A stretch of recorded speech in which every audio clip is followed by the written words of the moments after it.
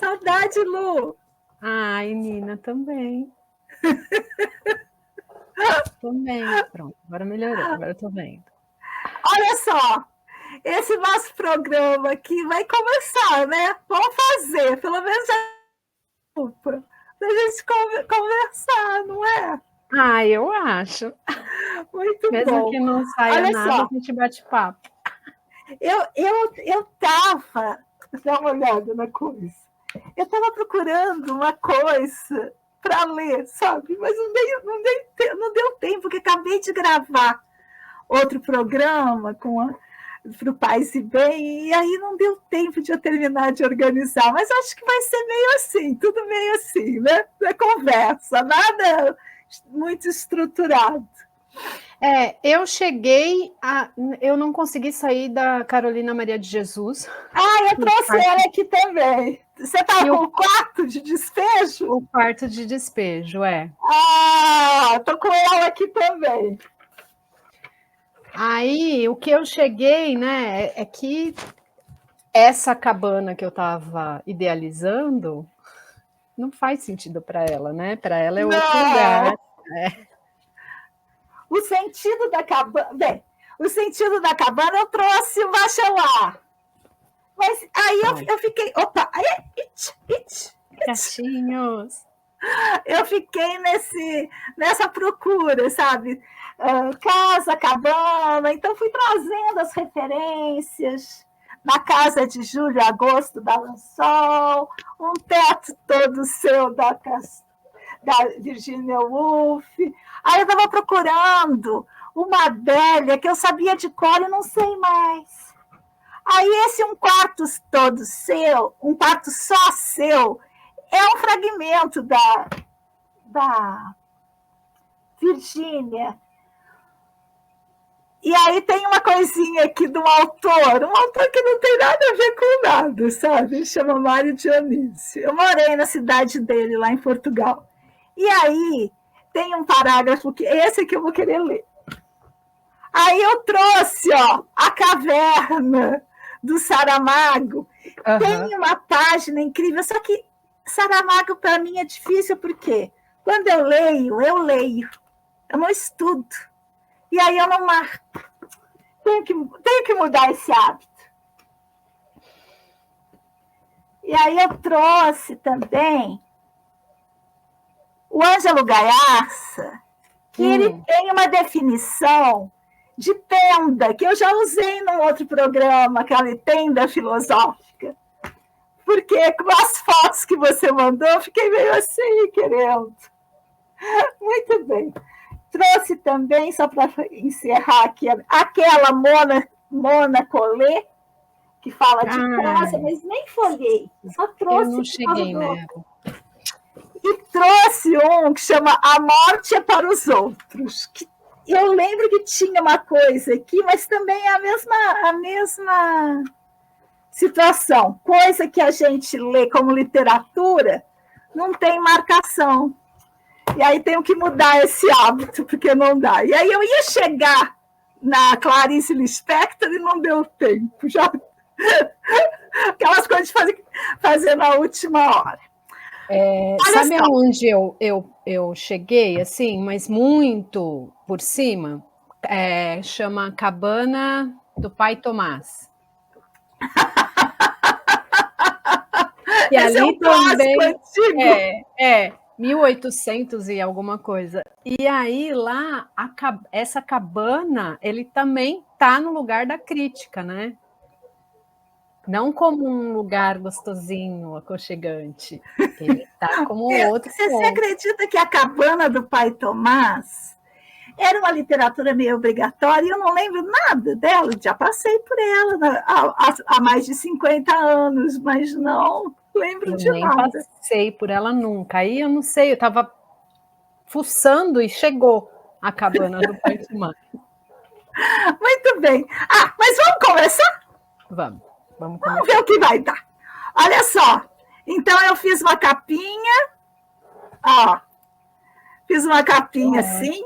Vou começar com ela assim, E uma surpresinha. Tcharam!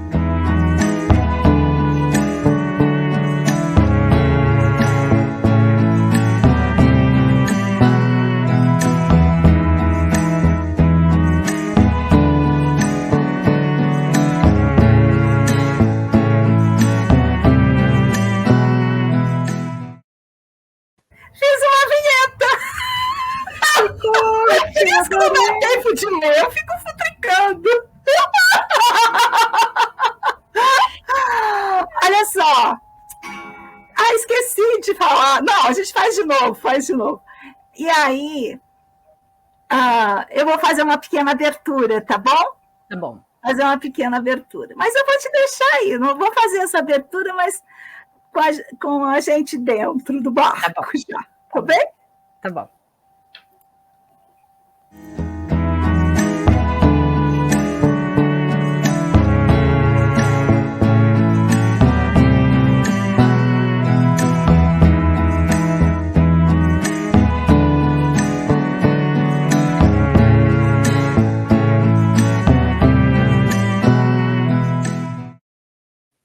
Gente querida, alegria do encontro, estou aqui nesse ativismo delicado por uma estética da vida viva. Hoje para trazer uma estreia. Tá vendo esse amontoado de letra aí? Esse amontoado de letra é do meu esconderijo para o seu. E adivinha quem é que está comigo? Ela, Lu Aguilar, escritora maravilhosa, que está com a sua voz às quintas-feiras no nosso Ação para fazer esse meio que esse podcast. Olha só, eu fiz um mote para o nosso encontro, Lu. Nem falei nada para ela, hein, gente? Olha só, eu trouxe de um dos meus favoritos ingleses que existe, que eu uso muito com crianças, mas ele tem essa frase que eu acho que merece demais. Do meu esconderijo para o seu, eu achei que isso traz uma pimenta. É uma alegria estar escondido e um desastre não ser encontrado. Acho que é um pouco assim o nosso programa. A gente quer estar escondido, a Lu lá no dela e eu no meu. Mas, Lu, conta um pouco de você para a gente falar de nós duas no podcast. Ai, Nina, obrigada. Tá aqui é sempre uma alegria. E, bom, eu tô aqui num esconderijo perto do mar. Um esconderijo aquático e estou trabalhando com educação, estou dando aula para criança, enfim, estou fazendo educação de um jeito mais mínimo, micro, uma microeducação, talvez.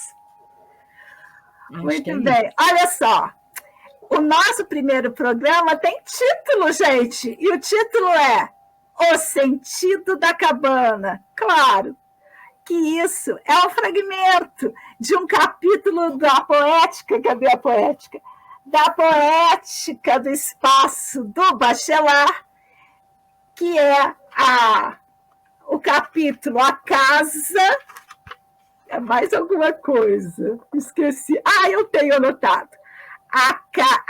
O capítulo é A Casa, do porão ao sótão, o sentido da cabana. Apesar dessa inspiração, não quer dizer que a gente vai nem chegar perto dele. Talvez sim, talvez não. Por isso, eu trouxe uma frase capturada do Bachelard. A cabana é uma solidão centrada. E com isso, essa é a minha abertura. Foi o que eu fui, foi até onde eu fui. E claro, as fotos que você mandou estão aqui. Se você achar que elas entram, a gente coloca, tá bom? Tá bom. Por onde você foi? Eu fui por um caminho um pouquinho diferente. Eu comecei a ir pensar na cabana como esse lugar de refúgio, esse lugar de aconchego, de segurança, né? E fiquei pensando sobre isso. E aí me veio a lembrança, na verdade, conversando com uma amiga, ela me lembrou das cabanas das crianças, né? E o quanto o Guilherme produziu cabana, assim, muitas, durante muito tempo. E recentemente ele fez uma super cabana, faz 1 ou 2 meses, uma super cabana. A hora que você quiser mostrar, é só pedir. Tá.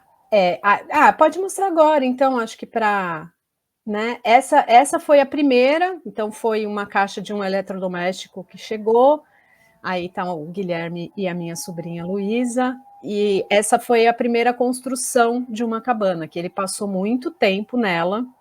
Eles adoravam, e aí tinha essa coisa de carrinho aí que deu muita brincadeira. E sempre tinha algum material que ia para essa cabana. Ou era um boneco, ou era um brinquedo. Então tinha esse movimento. Aí pode passar. Essa cabana, vê, ele tá grande aqui já. Ela ainda serviu para ele, né? É a Porque ela mesma, Lu? é a mesma. E aí ela tinha um telhado assim que desmoronou e eu fechei. Então ela ficou mais Deixa, fechada. deixa eu só avisar quem tiver aqui. Olha só, se você está só escutando, pode também no nosso site que as fotos vão estar todas lá, tá bem, gente? Segue, Lu. Legal, legal. E aí sempre, olha lá, ali é um tapete que ele que arruma, né? Então eu produzia a cabana, mas ele que organizava. E aí pode Lu, passar. aqui no primeiro ele está com quantos anos? Ele não tem 2 aí, deve ser 1,5, 1,11. Que bonitinho. E aqui ele já está com quanto? Aí ele já deve estar com quase 4. E aí pode passar. Essa é uma cabana dessas improviso que a gente vai. Ele pedia, ele já estava maior aí deve ser quase 6, 5, 6. E ele vai organizando e mostrando para mim aonde é o lugar que ele quer montar e eu vou trazendo a ideia. O edredom, enfim. Esse é um amiguinho dele, não é ele, mas esse edredom virou várias cabanas na mesa. Enfim. Aí pode passar. Aqui em casa tinha cabana e tinha os pires com comidas, os pratos de comida no chão, porque eles, ora, eram as pessoas da cabana, ora, eles brigavam para ser os cachorros. Meu Deus! Cachorro! Não, mas eu também vou! Aí aquele monte de cachorros dançando por aqui. Aqui não passou por essa fase dos bichinhos. Nossa, que caça que tinha de cachorro! Ai, ai. Pode passar, Nina. Aí também ele pede, aí é um outro dia também, nessa mesma época, 5, 6 anos, e aí a cabana vira uma casa com refeição e tal. Nada de pratos no chão, não é? Nada de pratos no chão, né? Ai, que delícia! Essa foi ele quem fez, e essa cabana ficou muito legal. Eu perdi muitas fotos, né? E aí, com isso, muitas cabanas se perderam. Essa coisa das fotos não ser no papel é uma beleza, né? Eu não consegui achar, revirei tudo. Tinha uma que era que foi a máquina de lavar que chegou, e aí ele fez, colou coisas nas paredes, e agora sempre com luzinhas e tal. Aí já ele descansando. Essa é a mesma? É a mesma cabana. Então, de dia, espelho, tudo organizado. E aí tem uma foto que mostra ela de dia por fora. Essa é a de noite, que ele colocou todas as luzinhas. E é grande, né? Pega o quarto inteiro. O Uli também adora, até hoje, 20 anos, 20 anos fez agora. Ainda gosta das luzinhas. Então, as luzinhas aqui fazem sucesso também. Isso dura dias, Lu? Dura dias. Eu precisei instaurar... Fazer uma faxina. Não, agora não dá mais para a cabana sobreviver. Então, é uma cabana que pega o quarto todo. Então, não dá para passar, eu não consigo abrir a janela, não consigo fechar. E aí, que sentido você deu para essa cabana? Então, e aí eu fiquei achando essa cabana no que tem me passado hoje, né? Eu fiquei achando essa cabana um lugar meio de esconderijo, nessa sensação de medo, sabe medo de criança, medo do escuro? um medo que não tem um barulho, não tem uma ameaça real, mas é um medo. Então, eu fiquei nesse lugar de que a cabana, né, e aí transformando para essa cabana maior em que eu vivo, esse lugar de aqui está confortável e aqui nada vai me desestabilizar, nada vai me surpreender. Eu fiquei por aí. Depois continuei andando, não sei se já falo agora. Então, fiquei nesse conforto e tal. E aí me veio uma coisa de que a cabana não é isso para todo mundo, mesmo porque na pandemia, quando foi tudo fechado, muita gente não conseguia ficar em casa. É E quando estava verdade. em casa, tinha muita gente, né? Olha só, antes de você entrar no outros sentidos da cabana, eu vou ler esse negocinho aqui que eu encontrei. Não tem nada a ver, mas sabe quando aquela coisa assim, tem um pulo do gato aí que sempre me intrigou. Então, é uma autobiografia do Mário Dionísio, um escritor português, que eu morei na cidade dele, por isso estudei um pouquinho um pouco a obra dele. E aí, ele diz assim, logo na primeira página da sua micro-autobiografia, ele já é morto, tá, gente? Olha só, contar a minha vida. Sempre que me falam nisso, imagino-me sentado num banco de cozinha, com um grosso camisolão, ombros caídos, o olhar por uma janela alta e estreita, o que ela deixa ver da floresta. Alguém deixou um machado na pequena clareira em frente da janela. Andarão a rachar lenha. Grandes aves esvoaçam lá por fora. Não muito deserto. E, além disso, silêncio. O profundo silêncio do que não volta mais. Mas que floresta? Pergunta o nosso autor. Nunca vivi em nenhuma floresta, nem sequer perto de. Talvez uma lógica interna, penso então. Comande os próprios desmandos do nosso. E este indivíduo, mais ou menos russo, no meio da cozinha lajeada, olhando o que não existe, queria dizer apenas que tudo foi bastante diferente do que eu teria desejado. Sei, mas isso para mim tem um sentido dessa cabana imaginária, dessa saudade de passado, desse ver o que não existe. Eu estou circulando por aí. E eu acho que desse silêncio, porque quando você se fecha na cabana, o silêncio, ele chega, mesmo que tenha um barulho na rua, a conversa do vizinho, é um silêncio diferente. Fiquei nesse silêncio aí do autor. Porque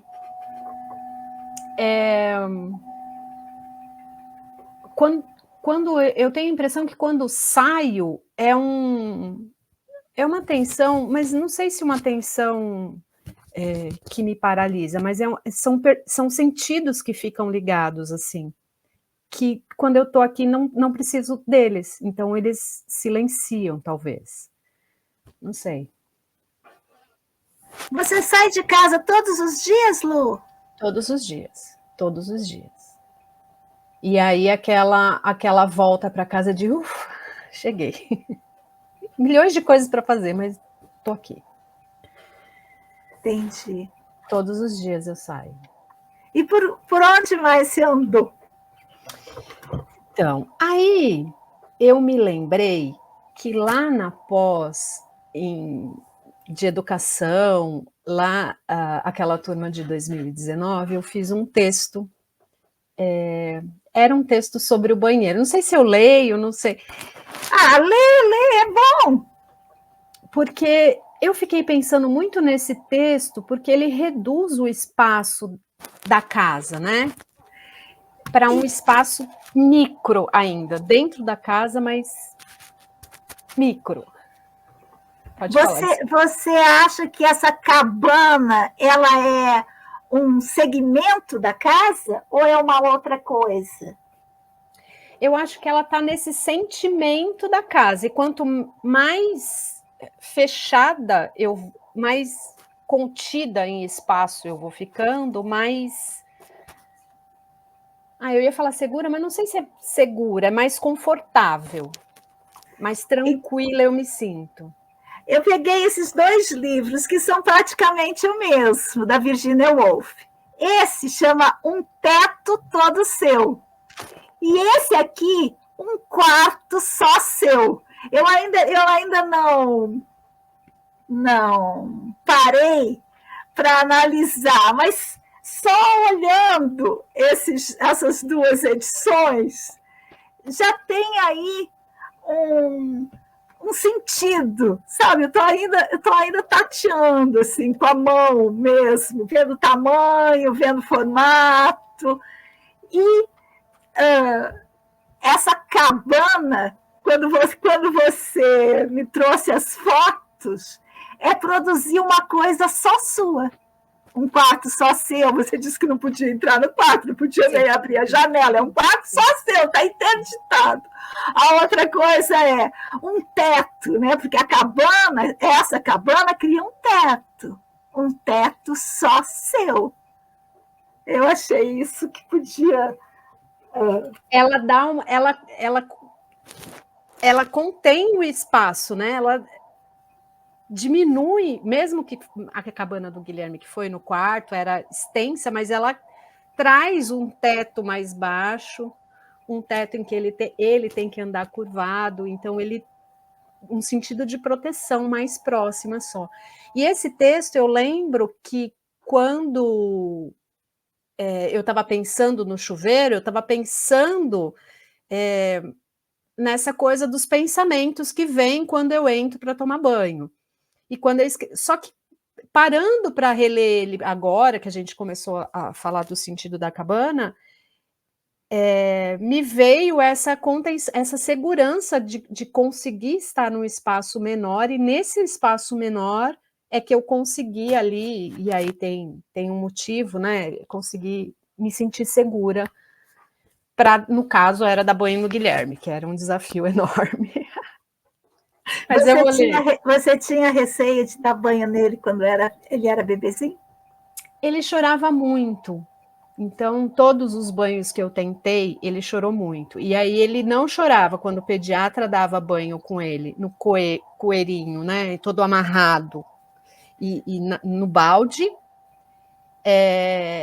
E aí... Também é uma contenção, não é? Que era uma contenção. E aí ele me explicou isso da contenção. Só que eu tentei fazer em casa, não deu nada certo, porque, né, mãe de primeira viagem, não tinha esse jeito todo. Fiquei com medo de escorregar e afogar no balde, imagina.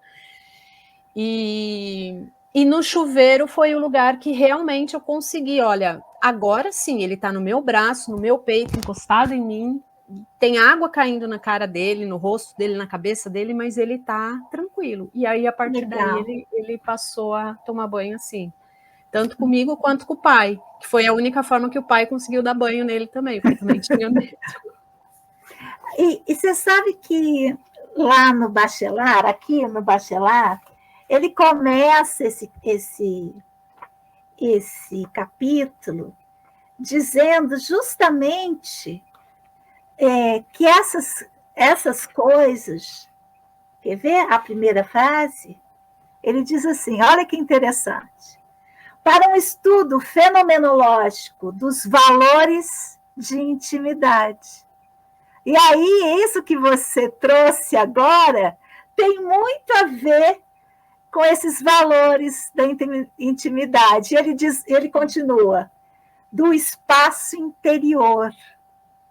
A casa é, evidentemente, um ser privilegiado, mas é eu acho que essa nossa conversa do sentido da cabana, ela passa por esses valores da intimidade. Porque sempre quando a gente fala de valores da intimidade, dá a impressão que a gente está falando de coisas escusas, né? Mas não, esse espaço íntimo, esse sentido da cabana, isso de fazer um teto rebaixado, um teto todo seu, para usar o ovo, ele talvez seja um contraponto necessário a esse mundo muito explícito, muito aberto, que tende à dispersão. Talvez o sentido da cabana seja um lugar para, não sei, mas um lugar onde a gente possa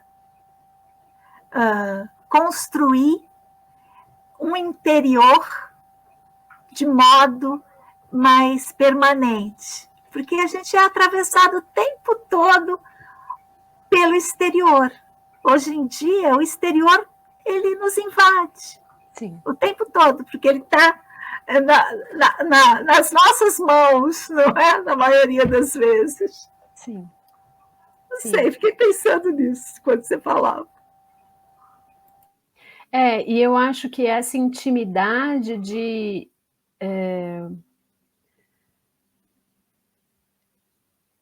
até mesmo não precisar nem se impor, nem se mostrar, né? Porque, sei lá, você vai até aqui perto tem uma padaria, eu vou à padaria buscar pão e tal.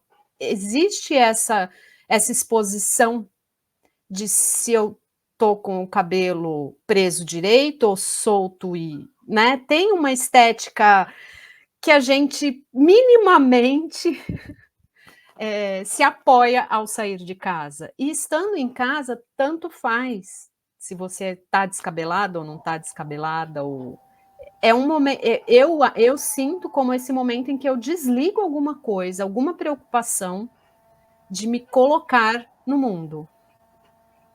Eu consigo me colocar com a minha aparência que eu esteja. Eu não preciso. Não sei. Eu não preciso me preocupar nem com a estética, né? Então, essa atuação, ela está tensionando a relação si-mundo. Que foi justamente o que aconteceu, que você vinha falando da pandemia, né? Que muitas pessoas não deram conta. E muitas pessoas não deram conta de ficar em casa. Eu nunca esqueço, uma vez eu estava lá num espaço que eu fazia uma intervenção no Rio de Janeiro, chama TEAR. E aí, lá eles trabalham com crianças no segundo turno. É uma fundação interessante e tal. E eles me convidaram para fazer um trabalho com as mães, enquanto as crianças estavam lá dentro. Eu ficava na varanda com as mães. E aí eu levei a fiação e os conceitos de casa. Eu nunca esqueço uma daquelas cariocas, bem assim, sacudidas. A minha casa é um guarda-roupa. Eu entro só para trocar de roupa e já vou para a rua. E teve muita gente com esse espírito que durante a pandemia não deu conta desse guarda-roupa.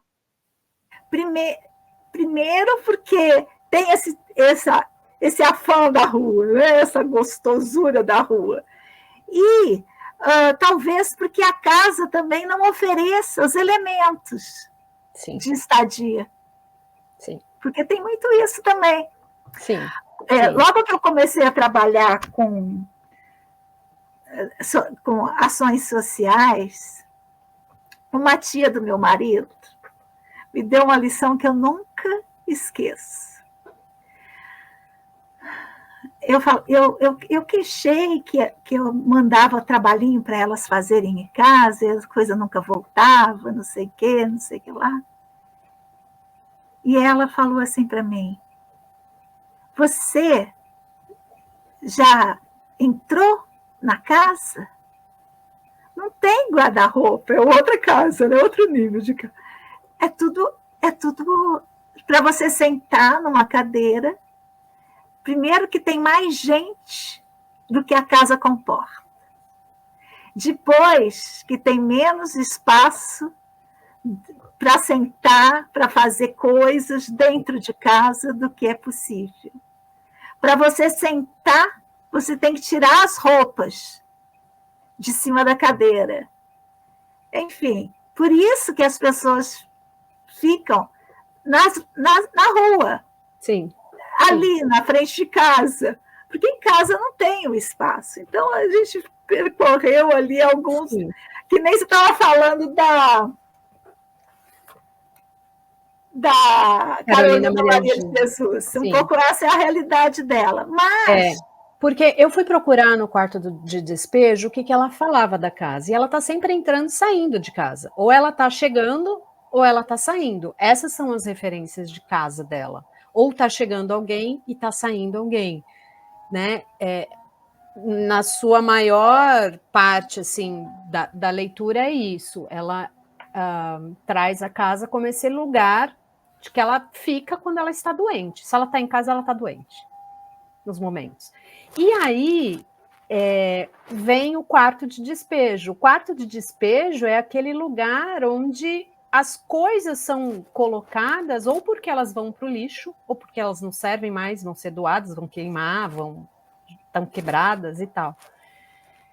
Então, com certeza, não tem o mesmo significado para mim de segurança, né? Então, o que eu sinto na casa, muita gente não sente esse. E também já passei por casas que não me sentia assim. Hoje eu estou mais em casa. Depois da pandemia é que eu fico em casa, me sinto tudo isso em casa. Tendo que sair para trabalhar das 7 da manhã às 7 da noite, era outra casa. Eu não tinha. Eu chegava em casa para dormir, trocar de roupa e dormir, e só. Não tinha essa relação com a casa que eu tenho hoje, né? E tem aí um efeito colateral também que aconteceu depois da pandemia, sim, que justamente se chama síndrome da cabana, que são pessoas que não conseguiram sair de casa de novo. Sim, sim. Aqui em casa a gente meio que ficou assim, torcendo por outra pandemia. Vem pandemia, Eu fiquei muito bem durante a pandemia em casa e ando sofrendo para fazer essas poucas coisas que eu faço na rua.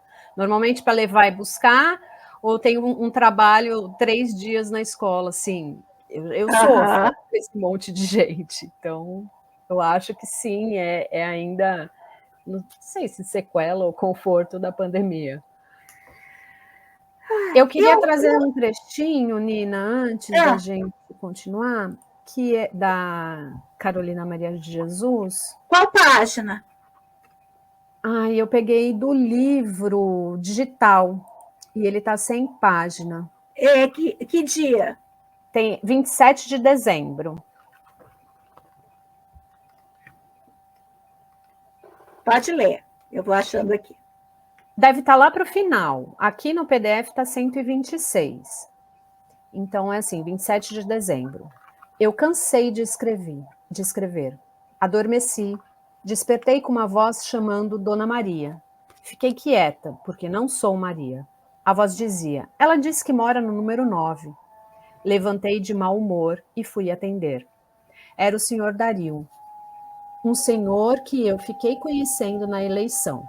Eu mandei o senhor Dario entrar, mas fiquei com vergonha. O vaso noturno estava cheio. O senhor Dario ficou horrorizado com a primitividade em que eu vivo. Ele olhava tudo com assombro, mas ele deve aprender que a favela é o quarto de despejo de São Paulo e que eu sou uma despejada.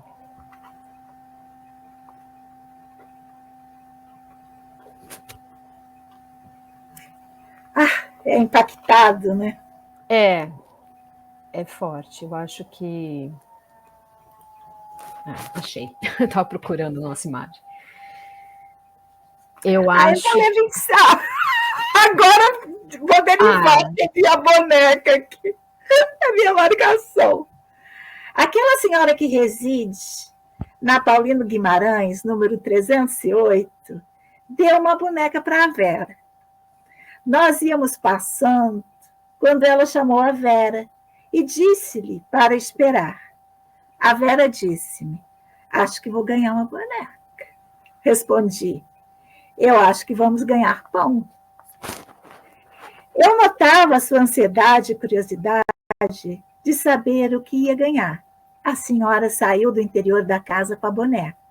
A Vera disse-me, eu não disse? Eu acertei. E foi correndo pegar a boneca. Pegou a boneca e voltou correndo para mostrar-me.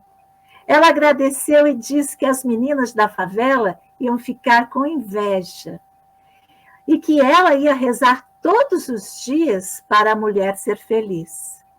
Que ela vai ensinar a boneca a rezar e vai levá-la na missa para ela rezar para a mulher ir para o céu e não ter doença que dói muito.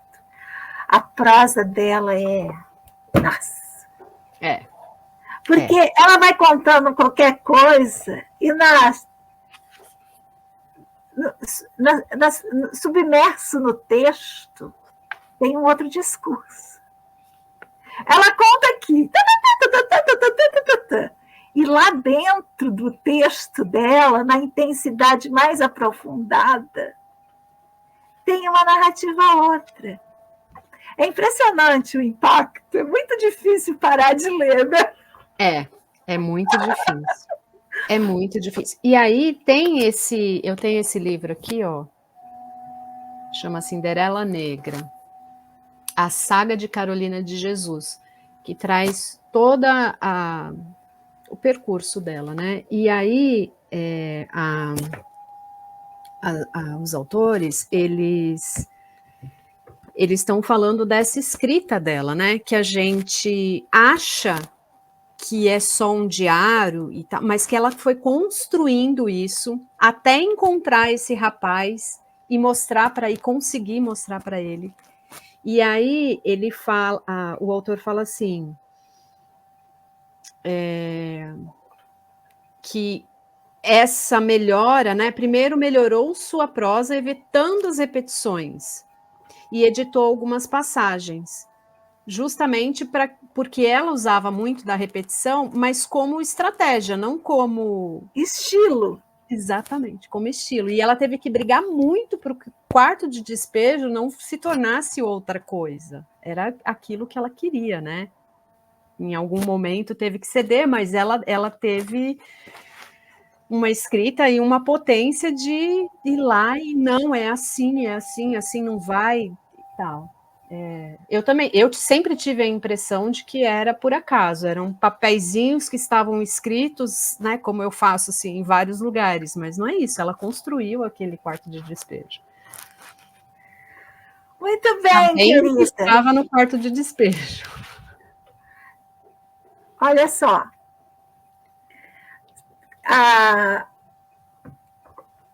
Eu quero ler uma coisa mais perto do final.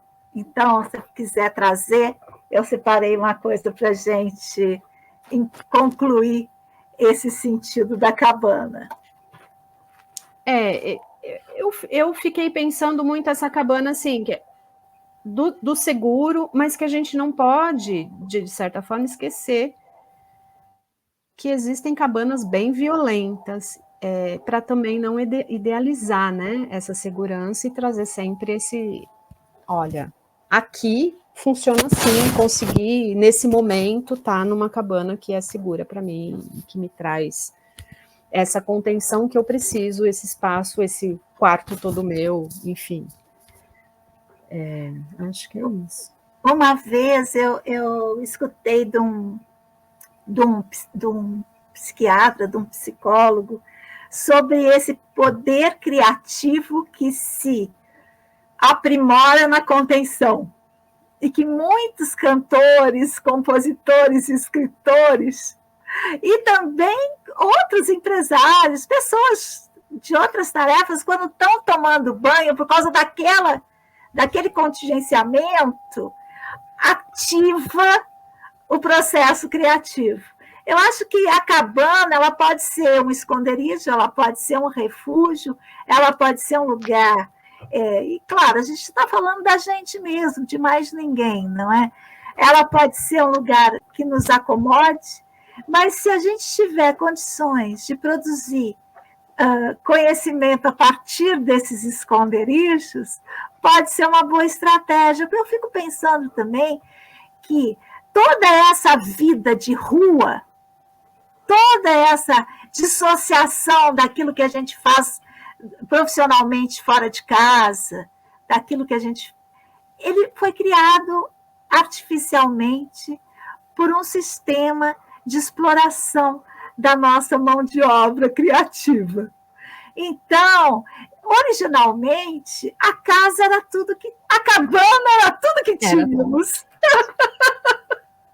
Não é? A cabana era tudo que tínhamos. Fiquei com vontade de ler um trechinho aqui da Virginia Woolf.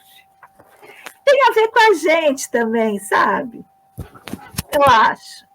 Ela diz assim: a mulher da classe média começou a escrever, pois, se há alguma importância em Orgulho e Preconceito, O Vento dos Morros Uivantes, há no fato de que mulheres em geral, e não apenas a aristocrata solitária encerrada em sua casa de campo entre os livros e aduladores, passaram a escrever.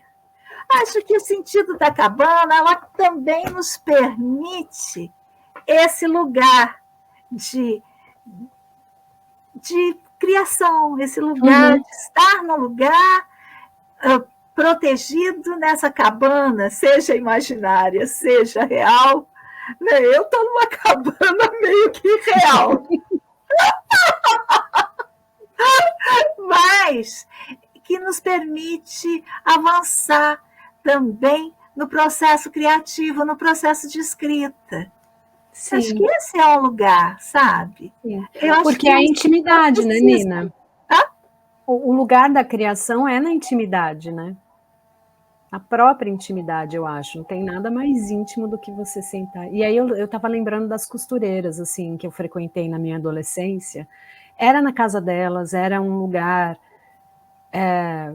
cheio de possibilidades que você chegava, e eu era adolescente, eu chegava com ideias e elas enlouqueciam, queriam muito produzir aquilo e tal.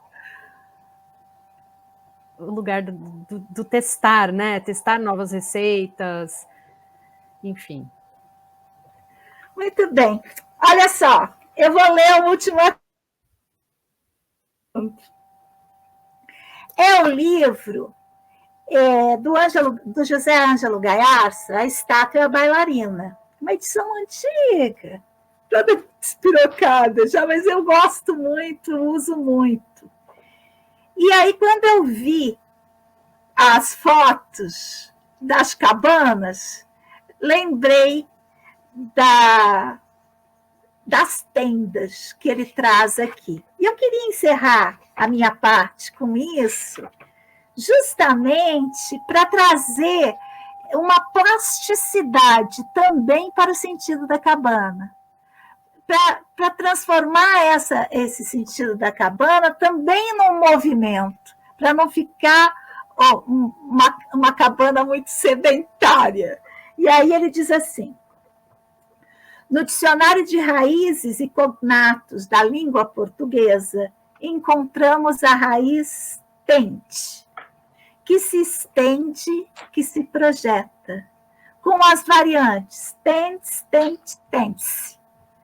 Como palavras derivadas, reproduz as seguintes, das muitas que lá estão, diz o José Ângelo Gaiarsa: tender, entender, tenda, tendão, tensão, extensão, entesar, atento, intento, tentar, intenção, atenção. Aí estão os termos mais importantes e mais frequentes dentre os que empregamos, sempre que nos referimos a processos ou atitudes intelectuais. Dentre os altos dignatários da inteligência, entremostrando-se 3 curiosos rufiões: tenda, tendão e retesar. O primeiro cheirando a deserto, tenda, feira ao circo. O segundo, a açougue. E o terceiro, a soldado ou bandido. Descendem dos 3 rufiões etimologicamente. Na própria definição da raiz, parece que se ter confundido o dicionarista. Ela não pode significar que se estende, que se projeta. Basta ver os derivados todos, sem exceção, para concluir que a raiz significa pronto para distender-se ou projetar-se. Parece fora de dúvida, tenha essa raiz provido das sensações musculares e dos efeitos imediatos da mesma. Talvez o momento sobremaneira característico tenha sido o disparo da flecha, após retesamento do arco e seu motor imediato, a tensão do braço. Entre arco e braço, vigora, em forma escultural, aquela relação que estamos estudando.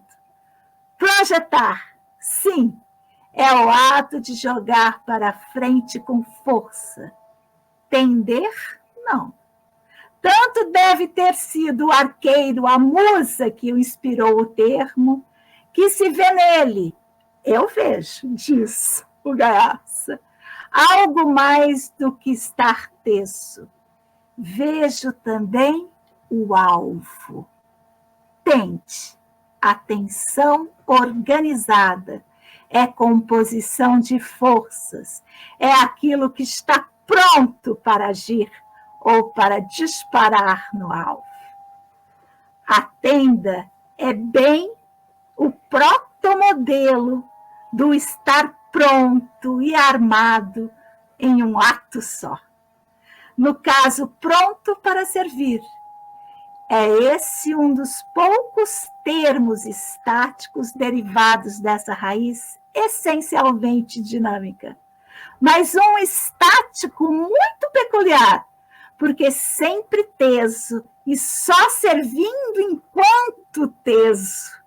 Isso é, trabalhando enquanto imóvel e não apenas parado.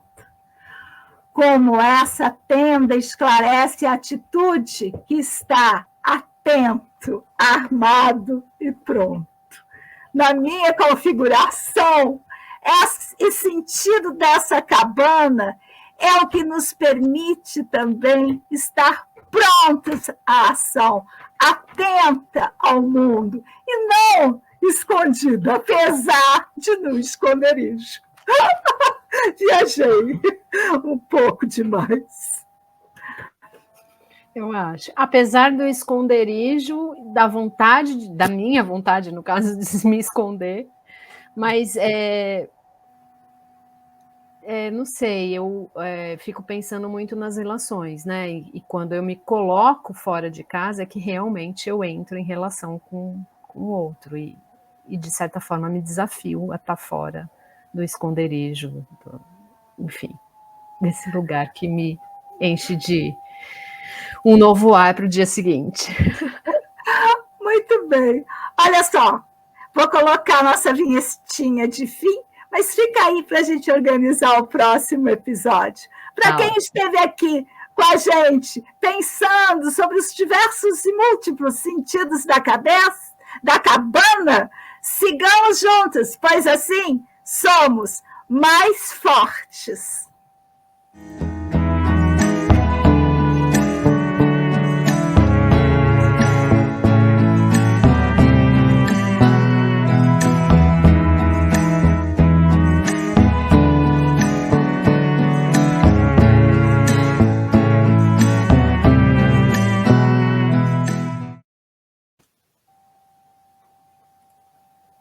Adorei essa vinheta, Nina, com esse gato no meu colo.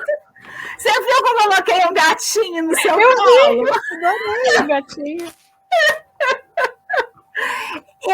Eu, desde o começo, sabe, quando você propôs assim da gente. Eu não sei nem como é que surgiu isso tudo, mas a coisa do esconderijo, eu fiquei sempre pensando nessa mescla, sabe? Fusões, sobreposições, coisas assim que passam. E aí, uma coisa que eu já eu fiquei viajando. E aí, uma das coisas que eu fiquei viajando, primeiro que eu coloquei esse nome todo junto, assim, numa coisa que não dava para ler muito bem. E eu achei também, eu já fiz um monte de capa para outros programas. Olha só. Eu sabia que você já tinha vários. Se vai ser, eu não sei, porque eu fui indo, sabe? Eu entrei num túnel e fui indo, fui fazendo, fui viajando. E quanto mais eu ia viajando, mais ia ficando meio... eu vou mostrar o que eu andei fazendo, só para você ver que loucura. Então, eu pensei do próximo programa, olha a imagem, pensei assim, sabe? E a temática, eu tinha pensado, o que nos une, nos afasta. Ainda dentro dessa questão, mas trazendo a questão da língua portuguesa. Porque esse é uma fala que tem a ver com a língua portuguesa, com o Museu da Língua Portuguesa. Acabou que eu fui chegando lá, sabe? Aí, a outra coisa que eu achei também foi esse aqui, olha, a cabeça das nuvens. E é um pouco isso também. Aí eu pensei da gente fazer, ó, cabeça nas nuvens é privilégio dos poetas, os devaneios passam dos 10 mil pés. Eu fiquei pensando nessas coisas, sabe? Que tem a ver com esse lugar de esconderijo, com esse lugar de estar fora, de estar escondida. Aí a outra que eu fiz foi essa daqui. A letra morta da lei. A escrita enquadrada, a escrita acadêmica, que também é uma coisa que circula entre as nossas conversas, né? Aí parei aqui, porque também tem todas as coisas para fazer. Aí esse aqui eu estou tentando fazer assim, olha, meio mulher, meio gato, sabe? Só que ainda não pus título, não pus nada, estou só viajando. E peguei essa daqui também, mas aí eu fui viajando, achei que essa paleta de cores para a gente, ó, fiquei pensando nessa paleta de cores. Nossa, eu adorei essa montagem. Fiz as vinhetinhas e aí coloquei várias coisas que eu fui achando, sabe? Que tinha a ver com a temática. Fui pegando várias para a gente achar se viajar. Eu fiz também um grupo comigo mesmo já há algum tempo, onde eu vou enfiando tudo que eu encontro. Se você quiser, eu coloco você lá, senão a gente fica assim, uma produz uma coisa, outra produz outra, e a gente vai se encontrando pelas beiradas. Ó, pronto. Mas viajei demais. Você acha que ficou bom, Nina? Ô, Nina, você acredita que o cara está me entregando uma coisa nesse instante? Acredito. Vai lá, depois a gente continua conversando. Peraí, um minutinho.